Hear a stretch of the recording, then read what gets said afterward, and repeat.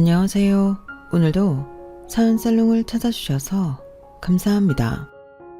할까 말까 할 때는 하지 말라더니 이렇게 후회가 될 줄 누가 알았겠어요. 저는 작년 이맘때 결혼식을 앞두고 정말 고민이 많았어요. 남편이랑 결혼을 앞두고 싸웠던 것도 아니고 시댁에서 혼수나 예단 문제로 트집을 잡았던 것도 아니었는데 말이에요. 그렇다고 저희 친정에서 결혼을 반대했던 건 더더욱 아니었기 때문에 저 스스로도 이런 반응이 당황스러웠어요. 결혼을 앞두고 딱히 나쁠 것도 없는데 미묘하게 마음이 불편한 상태가 지속돼서 정말 환장하겠더라고요. 주변에선 결혼을 앞둔 여자들이 흔히 겪는 메리지 블루라며 지나고 보면 별거 아니니까 걱정 말라고 했지만 어쩌면 그건 여자의 예리한 직감이 아니었나 싶어요. 물론 그때는 내 결혼 생활이 이렇게 금방 끝나게 될 줄 몰라서 저 역시도 지나는 바람처럼 대수롭지 않게 생각했지만 말이에요. 제가 남편을 만나게 된 건 대학 시절 동아리 선배 덕분이었어요. 딱히 선배가 우리 두 사람을 소개시켜주거나 했던 건 아니었지만 선배 집에 드나들다가 알게 됐고 그러다 눈이 맞았으니 선배 덕분이라고 하는 게 맞지 않을까 싶어요. 선배는 돈 많은 부모님 덕분에 30도 안 된 나이에 건물 한 채를 증여받았는데 그 집 옥탑방은 저희 동아리 사람들한테 있어서 제2의 동아리방 역할을 했어요. 학교 강의를 마치면 누가 먼저랄 것도 없이 다들 술과 안주를 사들고 선배네 옥탑으로 향했거든요. 저 역시도 그중 하나였어요. 그런데 졸업을 앞두고 일본으로 배낭여행을 떠났던 선배가 하루아침에 사라져버린 거예요. 한 달 뒤에 있었던 졸업식에도 오지 않은 채 선배는 조금씩 우리들 기억에서 사라져갔어요.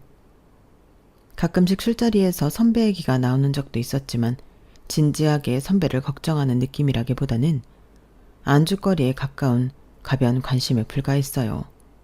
죽었나 살았나 하는 정도였으니까요. 그런데 그런 선배가 딱 1년 만에 소리 소문 없이 나타난 거예요. 하루는 학과 게시판에 아르바이트생을 구하는 구인 광고가 붙었는데 거기 주소가 선배네 건물이더라고요. 어떻게 알았냐고요? 저희 동아리 사람들이 선배네 옥탑을 뻔질나게 드나들면서 배달 음식을 한두 번 시켜 먹었겠어요? 지금처럼 배달 앱이 있던 시절이 아니라서 주문 전화를 할 때 집 주소를 말을 해야 했고 그러다 보니 자연스레 외우게 됐던 거죠.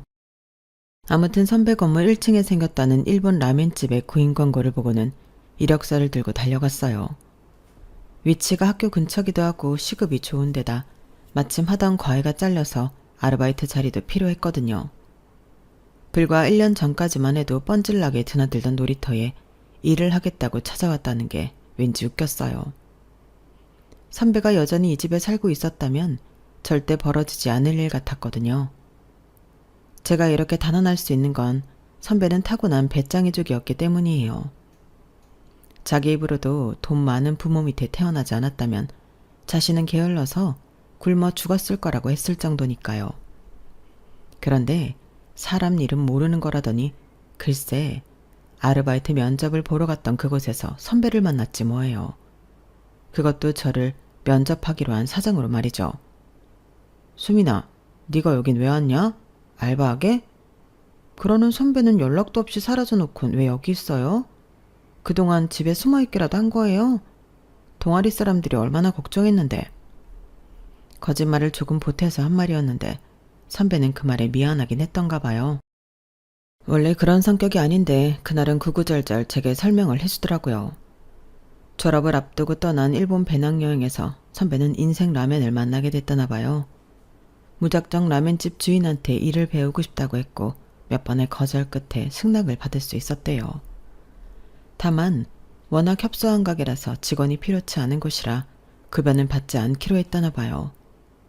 그래도 가게에서 숙식을 해결하면서 라멘 비법을 배웠으니 손해는 아니었던 거죠. 그렇게 1년 가까이 일을 배운 선배는 드디어 한국에 돌아와 가게를 차리게 된 거예요. 반년 가까이 비어있던 1층 카페 자리에 리모델링을 해서 라멘집으로 꾸민 거였죠. 한국을 떠나니 그 사이 건물 관리를 제대로 못해서 세입자들이 많이 나가버린 탓에 자금이 부족했던가 봐요. 가게 리모델링은 혼자 2달 동안 밤낮 없이 했다더군요. 아무래도 선배가 조속과 출신이다 보니 리모델링 솜씨가 완전 프로 솜씨나 진배 없었어요. 아무튼 선배는 대학 시절 탱자탱자 놀만 살았지만 1년 동안 일본 라멘집에서 일하면서 많은 걸 느꼈던 모양이에요. 말로는 노동의 신성함을 깨달았다는데 그래서인지 학창시절 하루가 멀다 하고 만나서 놀던 동아리 사람들과는 일절 연락을 끊었더라고요. 선배한테 있어서 동아리 사람들은 과거 방탕했던 자신을 떠올리게 하기 때문에 거리를 두고 싶었던 것 같아요. 제가 생각해도 저희 동아리 사람들이 좀 그렇긴 하거든요. 만나서 영화 보고 영화에 대한 지식 뽐내면서 남이 만든 영화 까내리고 그러다 술 마시고 신세 한탄하는 게 일상인 사람들이니 가깝게 지내서 뭐가 좋겠어요. 저도 3학년이 되고부터는 동아리 활동을 접고 학점 관리에 들어갔기 때문에 선배 마음이 이해가 되더라고요. 아무튼 이런 마음이 통한 덕분인지 선배는 저를 알바생으로 받아주었어요. 그러면서 동아리 사람들한테는 자신이 한국에 돌아온 걸 비밀로 해달라고 하더군요. 저 역시도 동아리 사람들과 연락을 끊고 산 지 좀 됐기 때문에 어려울 일도 아니라서 그러겠다고 했어요. 제가 금요일을 제외한 주 4일을 학교에 나가게 돼서 아르바이트는 금, 토, 일, 3일을 풀로 하게 되었어요. 원래 평일 4일을 반타임 근무를 할까도 생각했었는데 아무래도 풀타임 3일보다 돈이 안 돼서 그냥 주말에 하는 걸로 했어요. 주말이라고는 해도 금요일을 포함해서 하는 거라서 직장인들과 대학생들도 꽤 오고 주말엔 동네 주민들이 많이 찾는 것 같았어요. 남편 역시 그런 손님 중 하나였어요. 대부분의 손님들은 미소 라면을 찾는 것과 달리 남편은 버터 소금 라면만 먹었어요. 교환학생으로 일본에서 1년 정도 지냈다고 하는데 그때 현지인 추천으로 먹어보고는 반했다더군요. 하지만 한국에 돌아와서는 버터 소금 라면을 파는 곳을 못 찾아서 먹을 수 없었는데 이렇게 먹게 됐다며 엄청 좋아했어요. 일주일에 2-3번은 와서 버터 소금 라면을 먹다 보니까 사장인 선배하고도 그렇고 알바생인 저와도 많이 친해졌어요. 그렇다 보니 손님이 뜸한 날이면 일부러 남편을 가게로 불러내서 셋이서 가게 문을 잠그고 술판을 벌이기도 했어요. 제가 취업을 하기 전까지 선배 가게에서 아르바이트를 했으니까 거의 1년 반 정도 남편과도 알고 지냈던 것 같아요. 선배 가게에서 일한 때는 그저 오빠 동생으로 지내다가 취직을 한 뒤 이런저런 도움을 받게 되면서 가까워지게 됐고 연인 관계로 발전하게 됐어요. 사람 마음이 참 간사한 게 우리가 사귀기 전에는 선배랑 셋이서 정말 자주 뭉쳐서 놀았거든요. 그런데 막상 우리가 사귀고부터는 그게 안 되더라고요. 언제부턴가 선배가 제 남편 눈치를 보기 시작했거든요. 대학생 시절 동아리 활동을 할 때부터 알고 지낸 사이라서 사실 선배와는 동성에 가깝다시피 할 정도로 가리는 게 없었어요. 그런데 우리 사이의 그런 모습이 남편이 보기에는 이상했던가 봐요. 선배가 평소처럼 저를 툭툭 치거나 심한 말장난을 했더니 남편이 기분 나쁜 티를 내더라고요. 선배가 바보가 아닌 이상 그런 걸 알고도 어떻게 제게 전처럼 대할 수 있겠어요. 단지 그것만 문제였다면 선배가 조심하는 걸로 정리할 수 있었겠지만 그 외에도 문제가 있었어요. 부산으로 여행을 갔다고? 그것도 2박 3일 동안? 선배랑 둘이 갔다는 게 아니라 동아리 사람들이랑 다 같이 갔었어. 명색이 영화 동아리인데 부산국제영화제 정도는 참석해줘야 하잖아. 근데 선배, 우리 그때 영화 몇 편 못 보지 않았나? 얌마, 그게 누구 때문인데. 그때 넌 낮술 마시고 취하는 바람에 나랑 혜준이랑 얼마나 고생했는 줄 알아? 기집애가 안주는 뭘 그렇게 먹어댔는지 온 사방에 토해놓고 아유 그때 생각하면 아직도 속이 울렁거린다. 가만 보면 너도 제정신 아냐. 어쩌다가 공유하고 있는 추억이 툭 튀어나오면 누가 먼저랄 것도 없이 그때로 돌아간 기분에 취해 신나게 떠들곤 했어요. 그리고 그럴 때마다 남편은 불쾌한 기색을 그대로 드러냈어요. 이러니 남편 눈치 보여서 뭘 할 수 있겠어요. 기껏 시간을 내서 셋이 만나도 전처럼 편하지가 않았어요. 서로 눈치를 보게 됐거든요. 선배는 남편 눈치를 보고 저는 선배랑 남편 눈치를 보고 남편은 나름대로 눈치를 보고 말이죠. 그러다 자연스럽게 멀어지게 되었어요. 그런데 그런 식으로 멀어진 사람이 선배뿐만이 아니더라고요. 제 대학 동기들도 그렇고 심지어 직장 동료들까지도 점점 멀어지게 되었거든요. 저도 그걸 인지하지 못하고 지내다가 중간에 남편이랑 잠깐 헤어졌던 때가 있었는데 그때 그걸 깨닫게 되었어요. 하루는 대학 동기를 만났는데 동기가 저를 보자마자 대뜸 그러는 거예요. 너 그 남자랑 헤어졌구나? 어떻게 알았어? 당연한 거 아니냐? 그 남자랑 아직도 만나고 있다면 네가 나한테 만나자고 연락을 했겠어? 남의 연애사에 이러쿵저러쿵 하고 싶진 않지만 그 남자 정말 별로였어. 너 그 남자 사귀면서 애들이랑 연락 다 끊긴 거는 아니?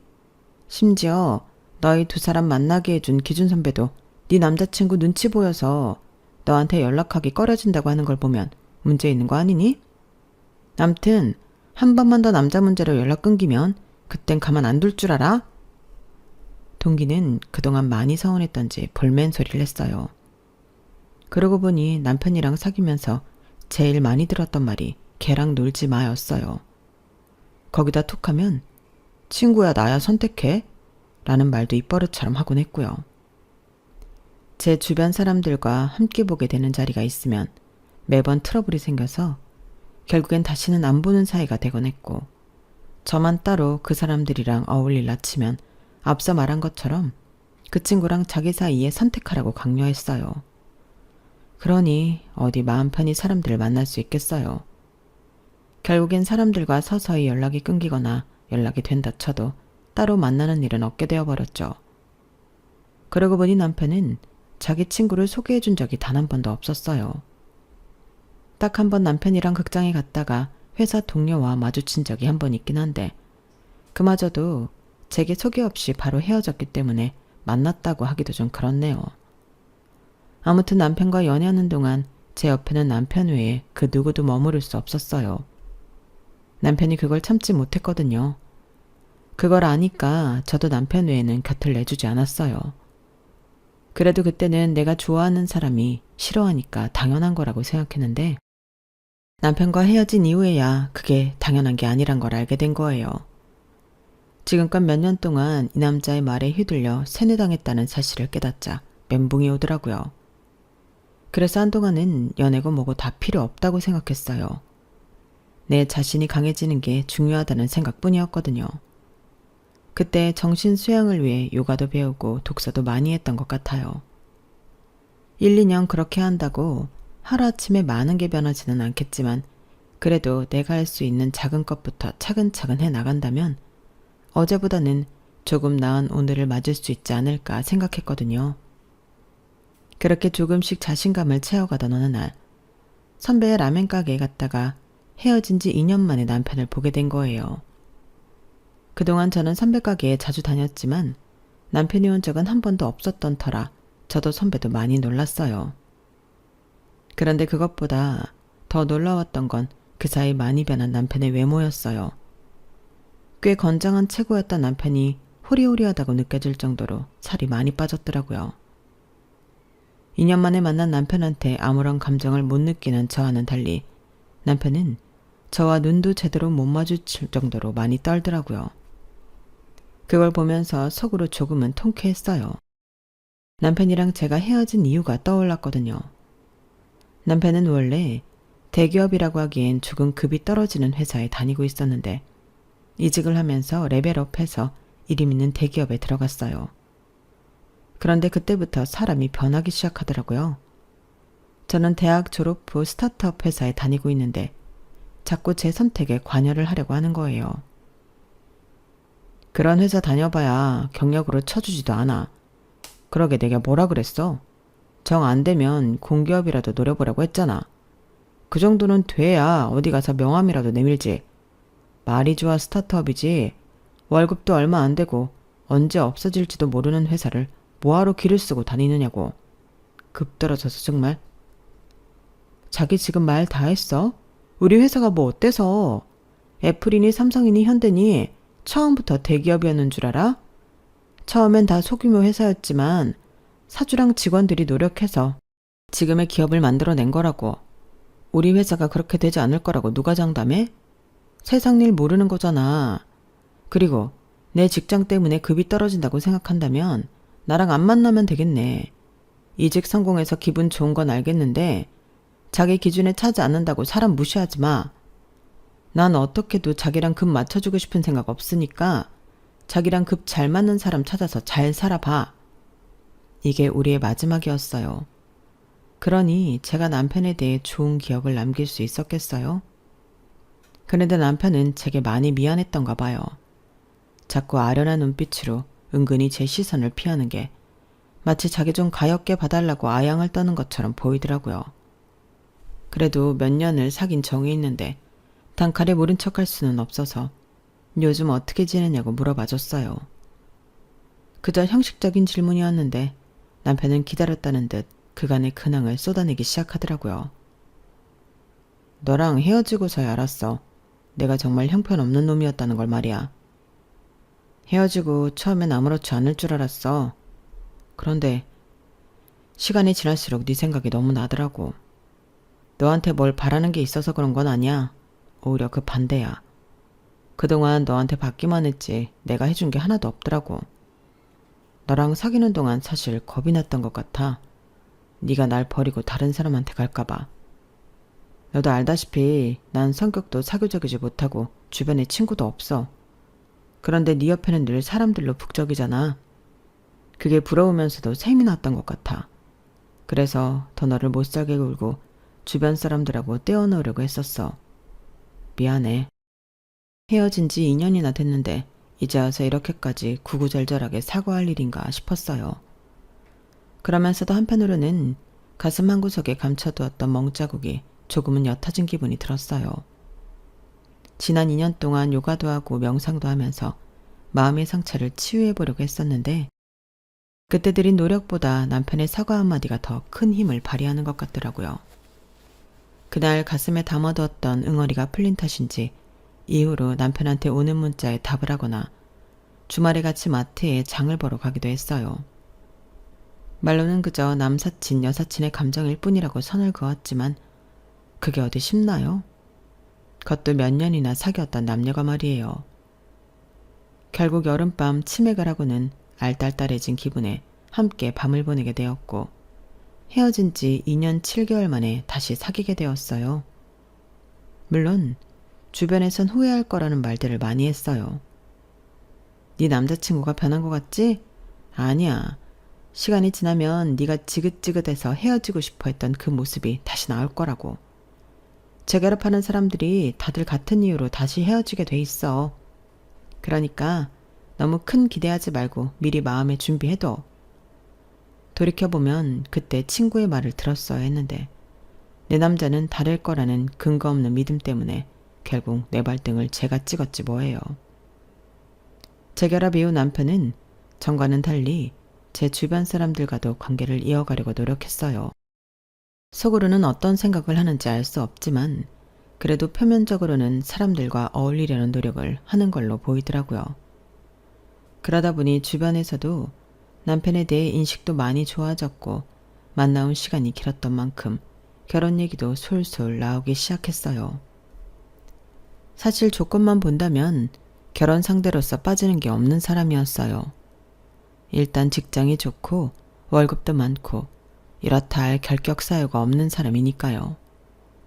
시부모님도 대단한 경제력을 가진 분들은 아니셨지만 그래도 노후 준비를 착실히 해놓으신 덕분에 자식들한테 손 안 벌리고 살 수 있는 정도의 경제력을 가진 분들이셨어요. 게다가 남편이 3남 1녀 중 막내라서 제사나 부모님 부양에 대한 압박도 상대적으로 없는 편이었어요. 누가 봐도 괜찮은 결혼 상대인 거죠. 실제로 저희 부모님도 남편을 만나보시고는 바로 결혼 승낙을 해주셨어요.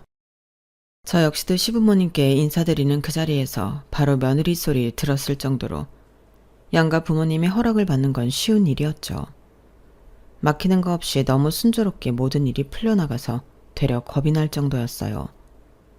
남들은 1년 혹은 반년 전에는 예약을 해야 식 올릴 수 있다는 유명 예식장도 친구 도움으로 쉽게 계약할 수 있었고, 신혼집도 발품 얼마 들이지 않고 금세 얻을 수 있었어요. 시댁에서 과도한 혼수나 예단을 바란 것도 아니어서 그것 역시 문제될 일이 아니었죠. 마치 하늘에서 우리 결혼을 도와주고 있다는 생각이 들 정도로 모든 게 일사천리로 풀려나갔어요. 주변 사람들은 결혼 준비 과정이 너무 힘들어서 결혼을 2번은 못하겠다고 농담들을 하던데, 이런 정도라면 그런 말이 왜 나왔나 싶을 정도였어요. 그런데 어느 것 하나도 막힘이 없이 잘 풀리는 가운데 제 마음은 왜 그렇게 답답했는지 몰라요. 이제 몇 달 뒤 식을 올리면 평생 이 남자와 살아야 한다는 생각을 하자 숨이 막혀오고 무기력해지더라고요.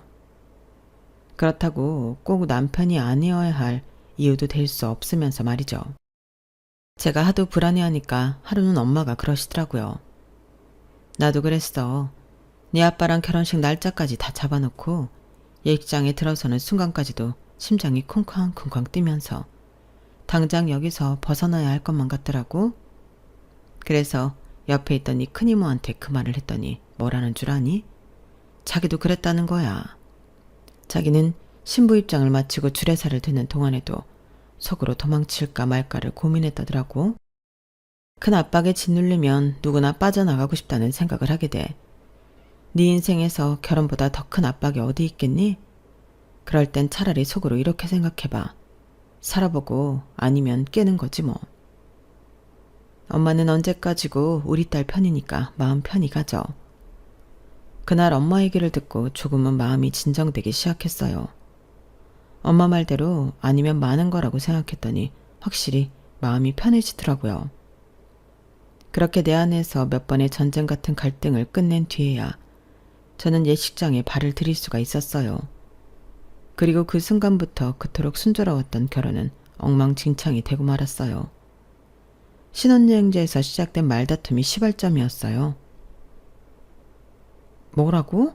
매달 시댁에 300씩 보내겠다고? 아니 왜? 아직 아버님도 돈 버시잖아. 돈을 벌고 안 벌고 뭐가 중요해? 드리고 싶다는데 마음이 중요한 거지. 아니 그러니까 그 돈을 왜 드리고 싶은 건데? 우리는 아직 집도 전세고 앞으로 애도 나오면 들어갈 돈이 천지인데 말이야. 그러자 남편은 뭔가 꺼내기 곤란한 말이 있는 사람처럼 뜸을 들였어요. 그러다 얘기에 진척이 없자 더는 안 되겠는지 드디어 말을 하더군요. 내가 너보다 300이나 더 벌잖아. 처음엔 그 말이 뭘 의미하는지 몰랐어요. 애초에 남편은 대기업에 다니고 있고 저는 스타트업 회사에 다니고 있어서 봉급 차이가 확연히 난다는 건 알고 있었거든요. 그러니 새삼스럽게 그 얘기는 왜 하나 싶었어요. 버는 돈의 액수는 다른데 쓰는 건 같이 써야 되면 내가 손해잖아. 그제야 남편의 말뜻을 제대로 이해한 저는 기가 차서 한숨만 나왔어요. 아, 그래서 그 차액을 자기 부모님께 드리겠다는 거구나? 나랑 같이 쓰기 아까워서? 그러자 남편은 긍정도 부정도 하지 않았어요. 남편의 그런 행동에 뭐랄까 긴 장도로 가슴을 푹 찔린 기분이었다랄까요.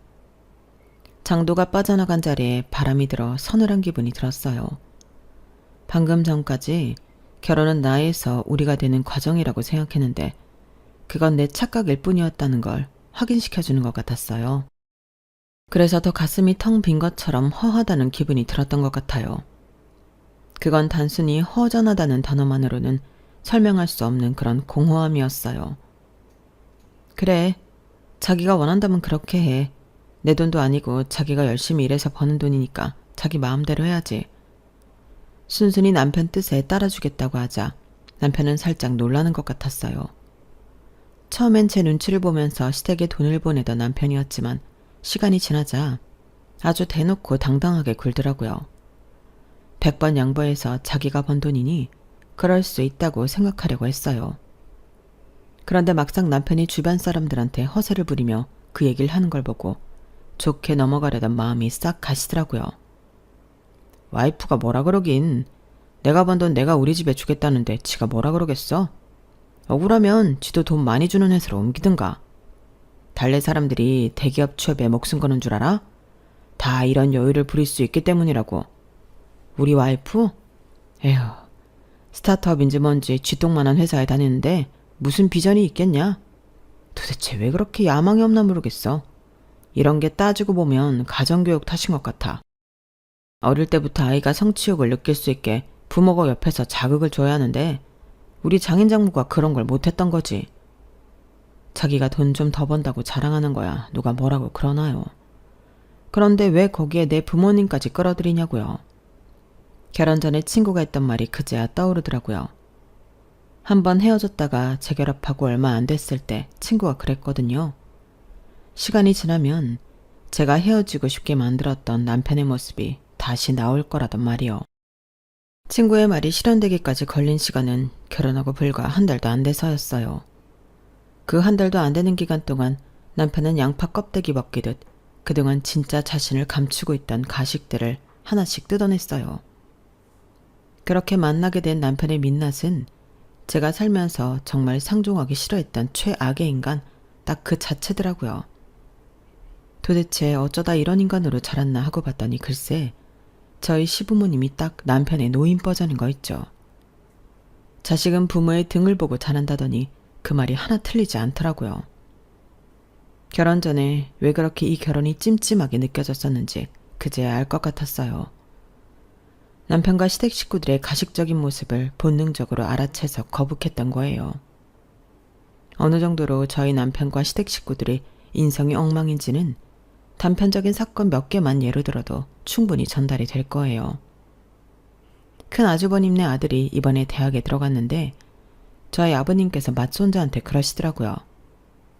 이 아래비는 네가 들어간 그 학교가 정말 자랑스럽다. 그 학교에는 이 나라에서 돈이 있고 지위가 높은 사람들 자식들이 주로 다닌다고 들었다.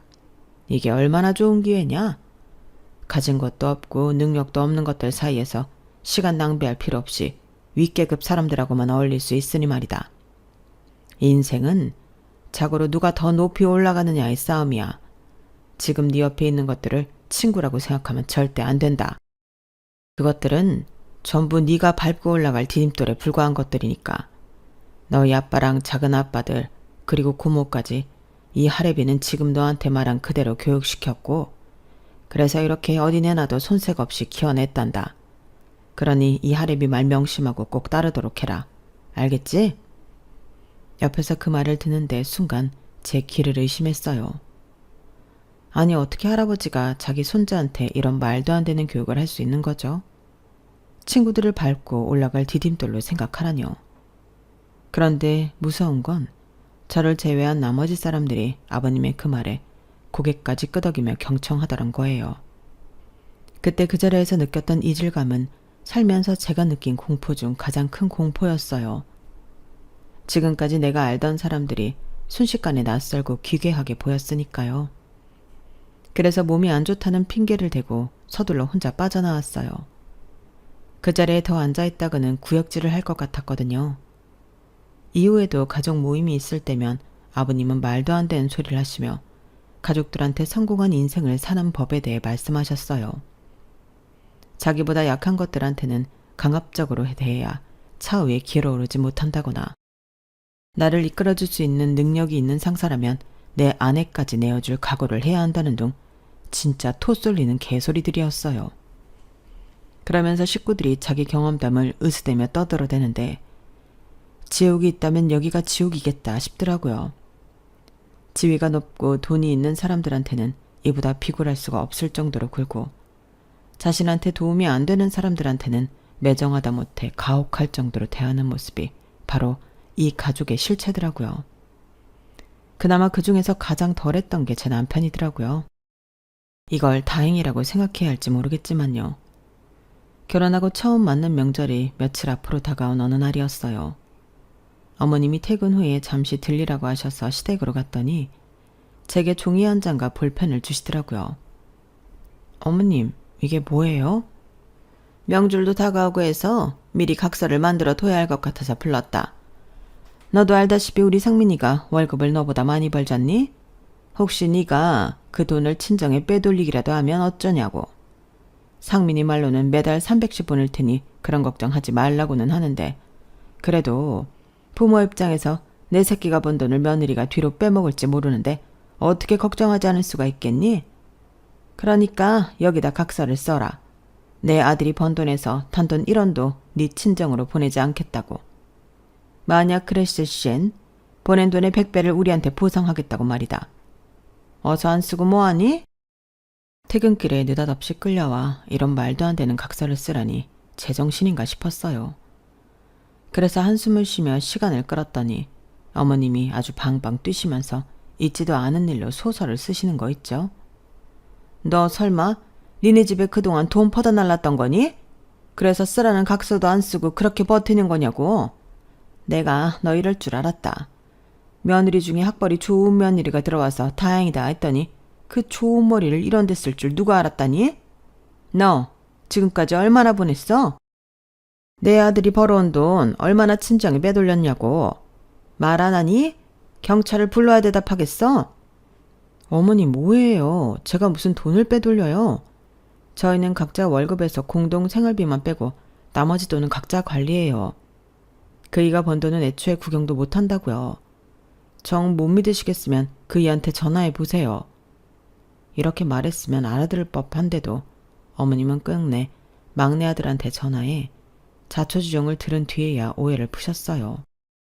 하지만 오해를 풀었다고 각서 강요까지 그만두신 건 아니었어요. 저는 그날 기어이 어머님이 원하시는 내용대로 각서를 한 장 써드리고서야 시댁 대문을 나설 수 있었거든요. 각서 사건이 있고 몇 달 뒤 저희 회사는 전 세계적으로 부는 K컬처 바람을 타고 해외 시장에서 전례 없는 성과를 거둘 수 있었어요. 덕분에 성과급도 엄청 받을 수 있게 되었죠. 저희 회사가 스타트업 회사라서 월급 자체는 세지 않아도 직원들한테 유리한 조건의 옵션들이 많이 포함되어 있는데 그중 성과급은 대기업보다 훨씬 빵빵하게 들어오는 편이었어요. 창업 이래 최고의 매출을 찍은 덕분에 그해 저한테 들어온 성과급이 자그마치 7천만 원이나 되더라고요. 세금을 제한 금액이 이거니까 세 전으로 치면 억이 넘는 엄청난 금액이었던 거죠.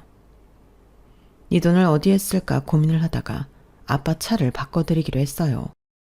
저희 아빠는 20년 넘게 차를 타고 계신데 연식이 있다 보니 툭 하면 고장이 나서 수리비도 많이 들고 무엇보다 기름은 엄청 먹어서 기름값 오른다는 뉴스만 나오면 아빠가 긴장을 하시곤 했거든요. 그래서 이참에 전기차나 아니면 하이브리드로 바꿔드리려고 차를 알아봤어요.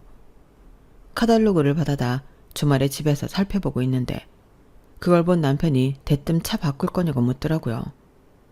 그래서 그렇다고 했더니 돈이 어디서 왔냐고 묻길래 성과급 받았다고 얘기했어요. 그랬더니 저보다 더 신이 나서는 나보다 더 적극적으로 차를 고르지 뭐예요. 혹시 이 사람이 우리 차 바꾸는 줄 알고 일어나 싶어서 아빠 차 바꿔드리려고 그런다고 확실하게 말했어요. 그랬더니 말이 끝나기가 무섭게 손에 들고 있던 카탈로그를 바닥에 팍 던지지 뭐예요. 아이씨, 야, 그걸 왜 이제 말해? 난 또 네가 우리 차 바꾼다는 줄 알았잖아. 그리고 그 돈으로 왜 니네 아빠 차를 바꿔주냐? 그거 공동재산이잖아. 자기도 자기 월급 시댁에 보내잖아. 그럼 나도 그래도 되는 거 아니야? 피차 일반인데 뭘 그렇게 화를 내? 야, 이게 그거랑 같냐? 난 너보다 연봉이 높아서 생긴 차액만 우리 집에 보내는 거고 넌 특별 보너스인 셈이잖아. 그러니까 그건 공동재산에 넣어야지. 남편은 끝까지 물고 늘어지며 제 성과급을 자기와 같이 써야 한다고 말도 안 되는 주장을 펼쳤어요. 와, 자기 정말 이기적이다. 자기가 더 버는 월급은 내가 쓸까봐 아까워서 자기 엄마한테 다 보내면서 내가 번 성과급은 같이 쓰자고? 이게 무슨 말도 안 되는 개소리야. 됐어. 난 이런 일로 자기랑 말싸움하기 싫으니까 그만해. 난 예정대로 이 돈으로 우리 아빠 차 바꿔줄 거야. 그러자 남편이 불같이 화를 내며 그러더라고요. 너야말로 이게 무슨 개매너야. 넌 같이 사는 사람에 대한 매너도 없니? 까놓고 말해서 너 아프면 누가 간호해주겠어? 니네 부모가 달려와서 간병하겠니? 바로 옆에 잠들어 있는 내가 가겠니? 그럼 굳은 일은 내가 하고 차는 니네 부모가 챙긴다는 게 말이 돼? 이건 누가 봐도 안 될 소리야. 구질구질하게 외출과 외인인 딸한테 차를 구걸해? 거지 새끼도 아니고.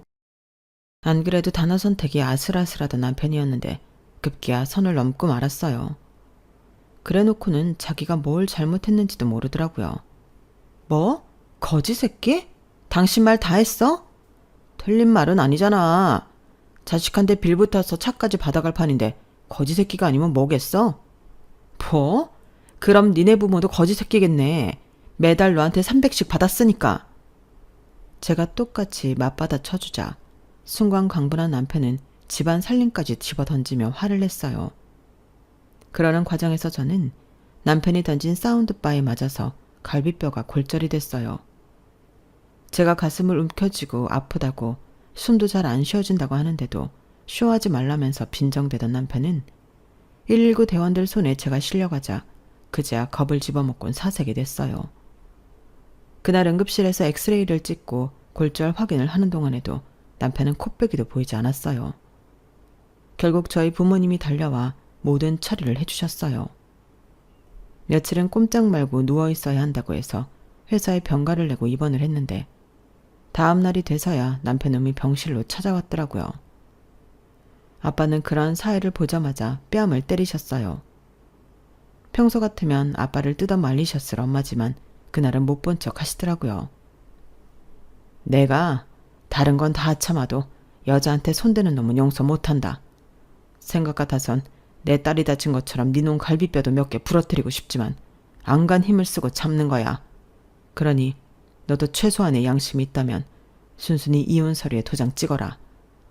만약에 도장 안 찍고 딴소리하면 그땐 니놈이 고개도 못 들고 다니도록 만들어줄 테니까 결정해. 이미 부모님과 상의 끝에 이혼을 하기로 결정했던 터라 남편이 뭐라고 하든 상황이 바뀌지는 않을 거였지만 그래도 남편이 뭐라고 할지 궁금하더라고요. 그런데 원하시면 이혼을 할게요. 그런데 이거 하나는 확실히 해야 할 것 같아요. 제가 사운드바를 던진 건 맞지만 수민이를 맞출 생각은 없었어요. 고의가 없었기 때문에 이건 사고일 뿐이라고요. 그러니까 병원비는 50대 50으로 부담하는 게 맞다고 생각합니다.